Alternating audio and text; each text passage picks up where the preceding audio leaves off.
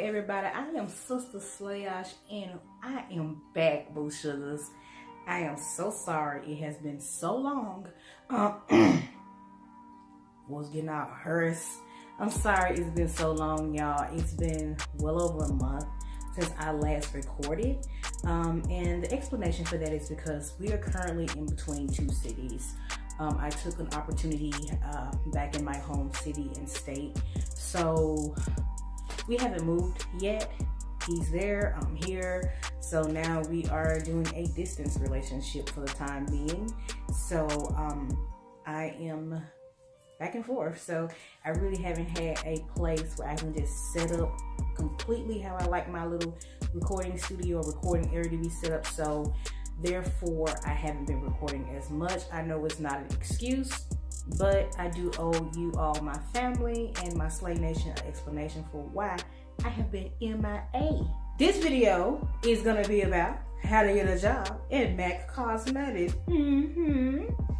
Now, I've been at MAC Cosmetics for about 6 years now, and I've had the pleasure of seeing some old school MAC, and I've got a chance to see some new school MAC. There's been a lot of changes just from when I was in, since I had become an employee, even from the policies that we have as far as how to treat each other, customer service, and also the hiring process. I have seen on YouTube several videos, and I'll honestly say I've even watched videos when I first applied at MAC on how to get a job at MAC Cosmetics. And those videos were all great and they were all useful. However, just like anything else, things change and sometimes certain things become obsolete. So I just wanted to do an update video on how to get hired at MAC Cosmetics. Number one, understand that MAC Cosmetics is a business. And this is I'm gonna talk about the hiring process all the way up to how you manage your time and what you do once you get hired. I think the hardest thing that people kind of don't understand, or where they disconnect, is MAC is still a place of business. A lot of people feel that they kind of glamorize MAC, and it is a great company. I mean, obviously it's great. I've been there for 6 years. But there's still regular business operations and other things that you're going to be required to do as an artist as a part of your job. A lot of people come to MAC Cosmetics and they think that, okay, well, I know how to do my makeup. I know how to play in makeup. I know how to put together a nice color palette. So this is going to be easy. I got this.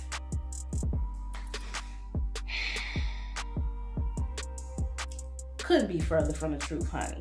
I'm just gonna tell you how it is. There are still goals that you're required to meet every day.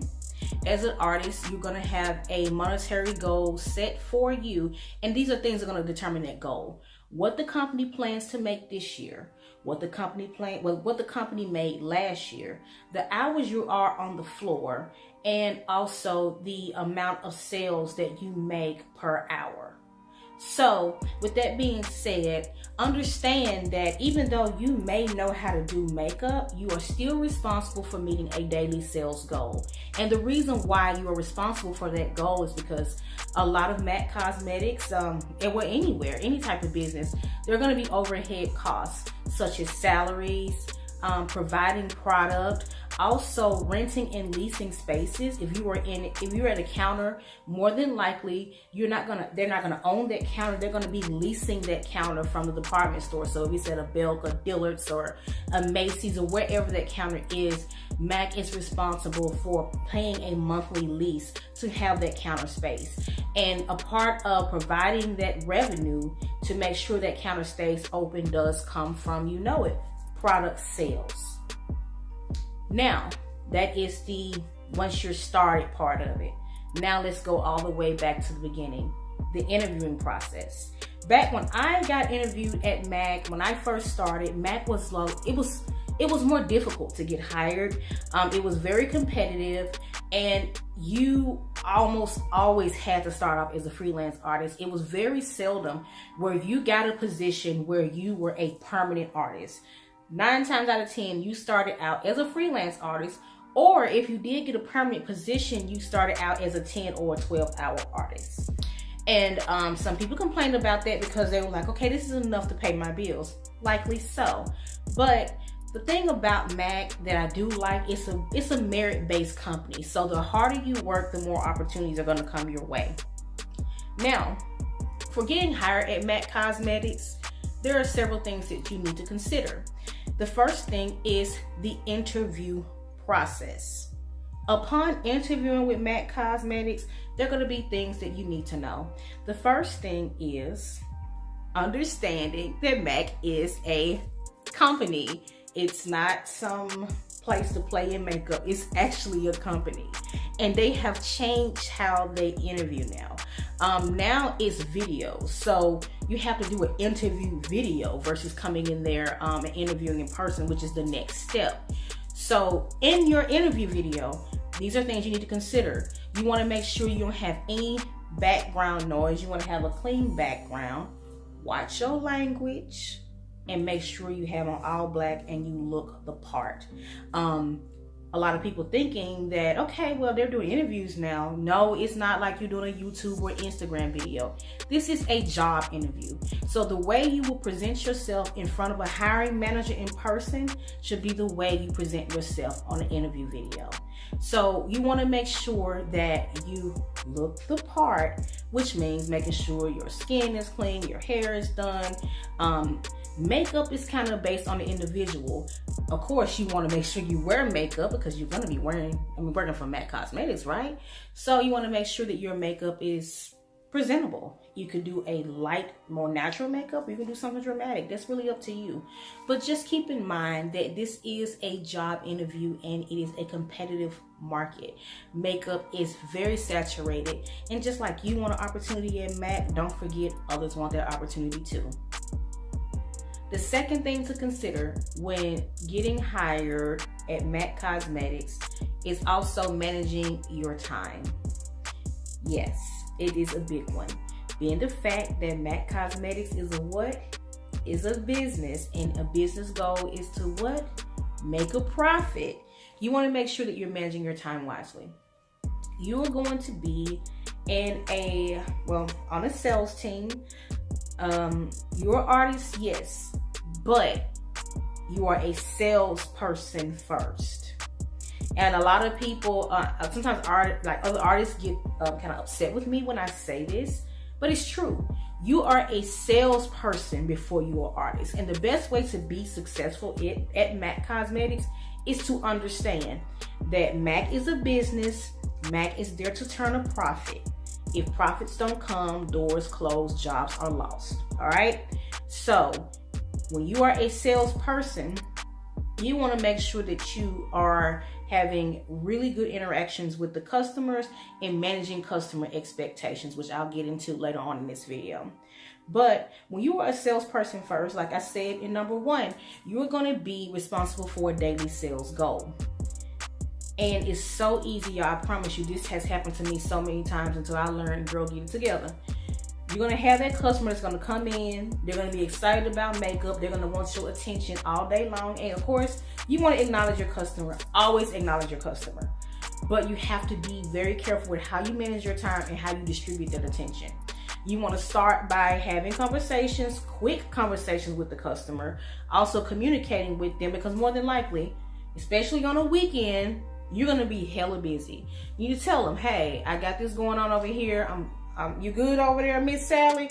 All right, I'm going to go help Miss Elizabeth over here. So you got to bounce around a little bit, okay?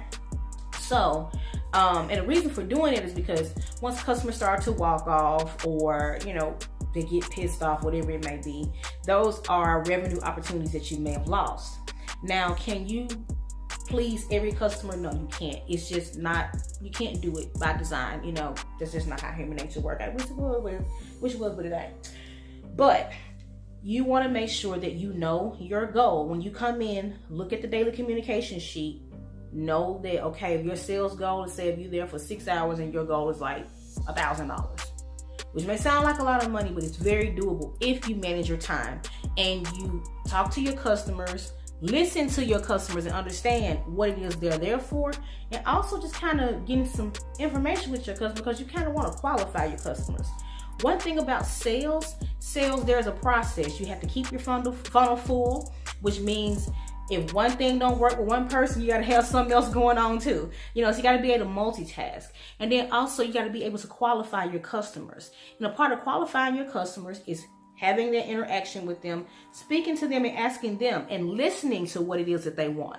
If a customer comes in and say, well, I'm just here to pick up a lipstick right quick.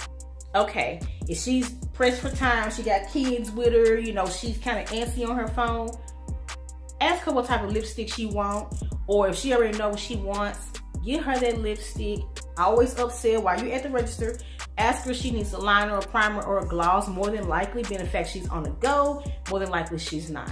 So you do have those customers where they're only going to spend about $20 and they go on about their business.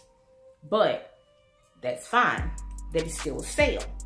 But you have to understand, okay, well, this person, they were here for this and that's it. I know it's frustrating. You may not, get a chance to get a $200 sale out of them. But I'm going to tell you why it's always good to qualify your customer.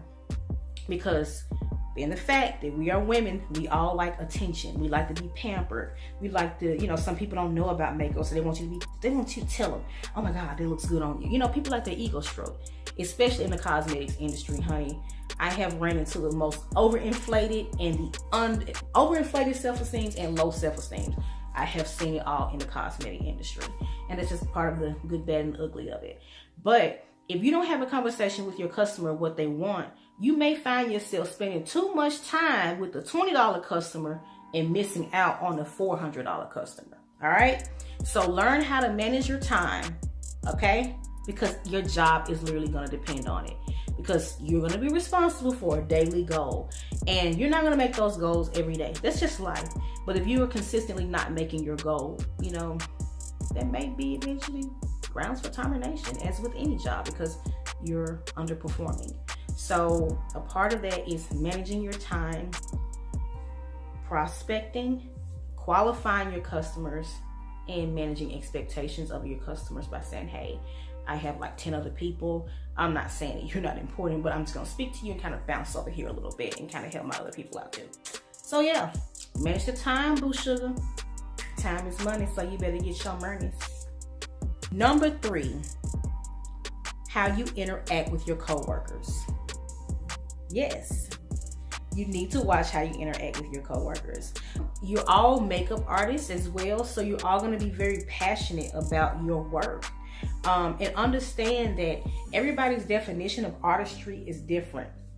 So as a coworker, always work as a team. You are a family. And I found the most successful counters are the ones that have the least drama and the most camaraderie at the counter. So see your fellow coworkers as a team and as a family, not someone that you're competing against. Because if you don't work together, if we're all divided, then we fail. So make sure you know how to interact with your colleagues and utilize them. Some of them they've been there longer, and some of them, may have more experience. So it doesn't hurt to, I do it all the time, still to this day, where I may want to learn how to do an eyebrow better, or I want to learn how to do, a demo lip better. And I see my coworker and I see her doing makeup. I'm like, this chick is boss at what she does. I'm not going to get jealous of her. I'm not going to down her. What I am going to do, I'm going to kind of take a little second, and just look at what she's doing. And the thing that I do like about the counter that I work at, we're like a family. We're like a family. Now, we've had this. I've had my ups and downs, and that's going to be another video.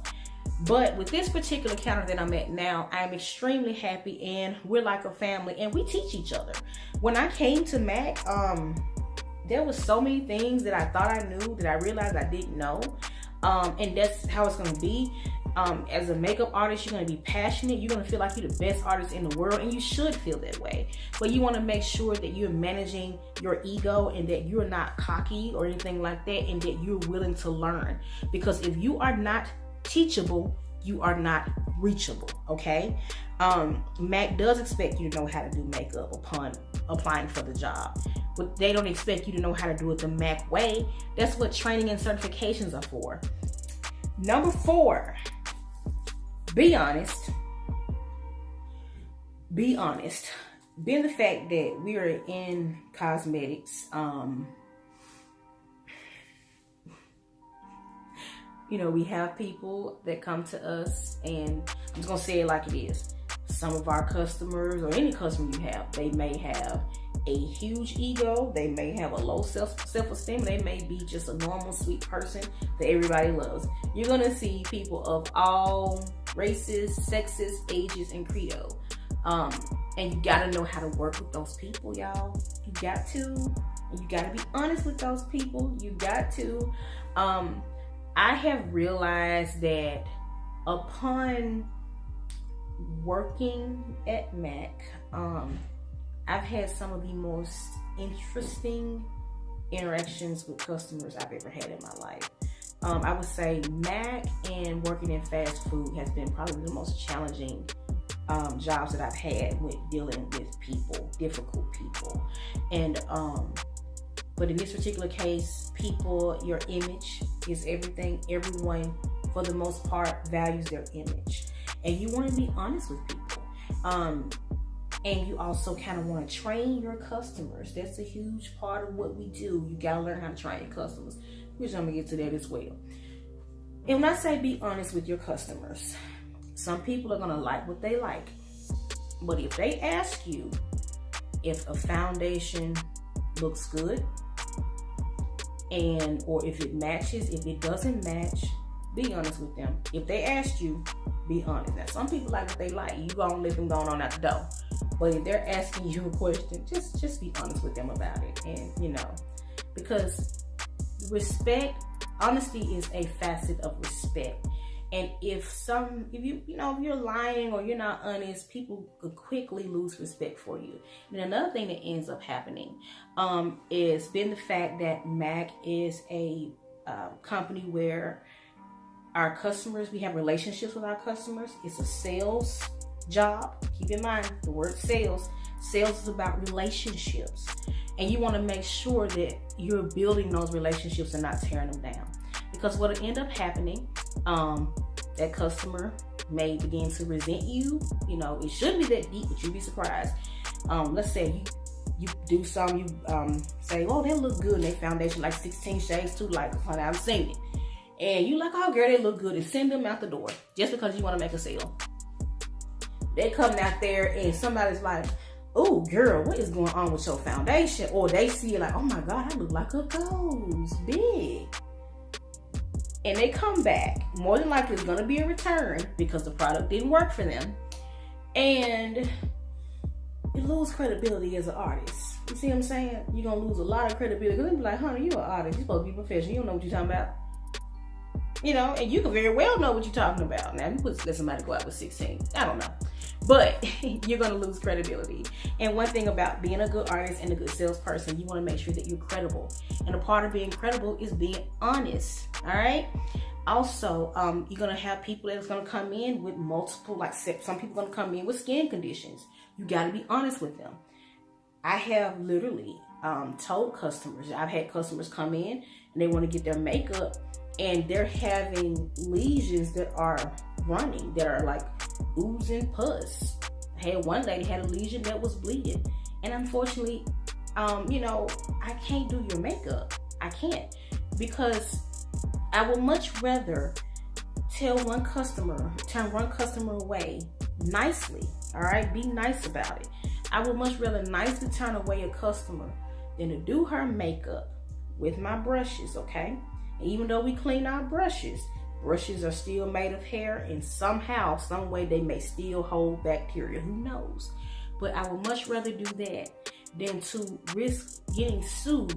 My company getting sued and me losing my job. And this also goes if you're doing this on, as a private artist. You gotta make sure that just being real and you're not setting yourself up for litigation. Because if this person has something that's, a really contagious skin condition, and you're doing their makeup and they have open lesions and you spread it to somebody else, that's a lawsuit. So you got to be honest, you got to be mindful. You know, and that also goes for people who are not taking care of their skin. You're going to have to grow the grapes to tell a customer, hey, I understand you want a foundation match, and I'm going to match you today. I'm going to tell you the foundation that you need, but I believe this product will work very well if you add moisturizer to your skin regimen. Some people know how to take that, others don't. But more than likely, that person's going to respect you a lot more for being honest with them and saying, you know what? I believe your skin could use a little extra skincare. And that can include moisturizing, toning, whatever it is, exfoliate. Be honest with your customers because they're coming to you because they want to look good. And as an artist and as a salesperson, you need to have the product knowledge. And you also need to educate your customers because your best customers are going to be your educated customers. And I don't care what anybody says, skin that is not taken care of and maintained is not, I don't care how much makeup you put on somebody. If their skin is not maintained, it is not going to look as good as it could if the skin was maintained. Now, you do have people that's going to have skin conditions. That's a given. I'm not talking about that. I'm talking about people who are just not taking care of their skin, or people who have open wounds and lesions that could be contagious and can also lead to litigation. So that's kind of one of the harder things, but I would also recommend you consult with management when making those judgment calls because you want to do what's best for the counter and still stay employed. It's probably going to be more than likely it's going to be a 2-part video. And if there are any additional questions, y'all make sure y'all put them in my comments and let me know how I can help you all. This one to me is extremely important, and that's going to be product knowledge. Upon working anywhere, especially when you're working at a cosmetics company like MAC, there are a host of products at the counter. From skincare to lipsticks, from lipsticks to eyeshadows, from eyeshadows to foundations, from foundations to blush. There's so many products at the counter and it's overwhelming. To the point to where you literally have to learn product knowledge. What products are for, how they're used, and the skin types that work best for them. A lot of times when it comes to makeup, especially with a lot of social media right now, a lot of people may see a look on Instagram and be like, you know what? They're going to come in there with their phone, show you the picture. I want everything she had on her face, and which is crazy to me, but I want everything. I want this, and this. All right? But one thing about it, and I'm a social media person as well. Texture and skin type is very hard to tell on a picture or on a screen, all right? So there are certain things you want to be mindful of. If you have someone with acne-prone skin, you want to make sure that you don't have anything that, you don't suggest anything that has a lot of irritants, that has a lot of oil or whatever it may be that may clog the pores. So you want to make sure that you know what product to recommend for them. If someone is dry, you don't want to, please don't suggest anything mattifying for them. Sis, they're gonna look dead. And because we have products that have mattifying qualities, moisturizing qualities, dewy qualities, and these are all things you need to be mindful of. And I'll tell you a little tip and trick. If you are in the process of interviewing for MAC or applying for the job, and because the product knowledge is gonna definitely be a plus upon the interview process if they ask you what's your favorite product, go on the MAC website, and when you see a product, click on it and go to details, and it tells you what's in that product and what it's for and what skin types it work best with. And don't ever stop doing that. Even if you get hired, do not ever stop doing it, because being the fact that MAC is a business, returns hurt your bottom line. So a part of product knowledge is making sure you're giving the right thing to the right person at the right time who has the right budget. If you don't do those things, you are going to be destined for a lot of returns, and returns hurt the counter. That's how places end up going out of business. and vice, you know, and all other types of foolishness, okay? So make sure that you know what type of product you are suggesting for what type of customer, because I've seen it all the time where, you know, I had this one lady, we had this foundation called Face and Body, which we still do. It's very sheer. It's almost like you have nothing on. It's like, it looks really good. I like it though. But Face and Body is for people who don't want a lot of coverage. And usually the people who don't want a lot of coverage are what they may have, you know, what you would perceive as like really, really clear skin. And this woman, she had a lot of hyperpigmentation. And she came in and she was with her friend. So a friend, they both wanted foundations, right? So her friend already knew what she wanted. She's like, okay, I'm coming to get the Face and Body. She's like, oh girl, that's what you use? She was like, yeah. She's like, okay, I want the same thing in my skin tone. I can't, and I told her, I'm sorry, I can't. I mean, what is it that you want your foundation to do? Do you want coverage or not? She's like, I want all this covered up. I'm like, well, ma'am, I'll be honest with you. This foundation ain't for you. But I can show you some fixed fluid and I'll get you the coverage that you need. And so, as to prove to her that that foundation will be better for her, I did fixed fluid here and I did Face and Body there. And she liked the fixed fluid better. So, don't be an order taker, especially for somebody, you know, if you see and you looking at them and you knowing that product ain't gonna work for them, just be real with them. I guess it's part of being honest too, and it's also part of product knowledge. You're gonna be a better salesperson and a better artist when you know what you're selling, okay? So make sure you brush up on that product knowledge. So this video was probably a little lengthy, but I just wanted to help people out who are currently employed with MAC or looking to be employed with MAC. I'm gonna throw in one more. If you are applying with MAC, please do not come up there on a Saturday or Sunday demanding an interview and demanding to speak with a manager about a job. Just don't do it. All right, don't do that. Now, back to what I was saying. Thank you for coming to watch my video. I missed you all, and I promise I'm gonna be more consistent once I get settled. So hopefully I can get another video to you pretty soon.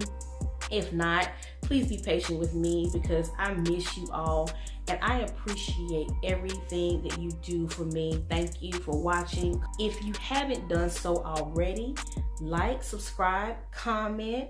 Just tell me what other type of videos you want to see, or if you have any additional questions about working for MAC, just hit your girl up. All right? I love you, boo sugars. Peace.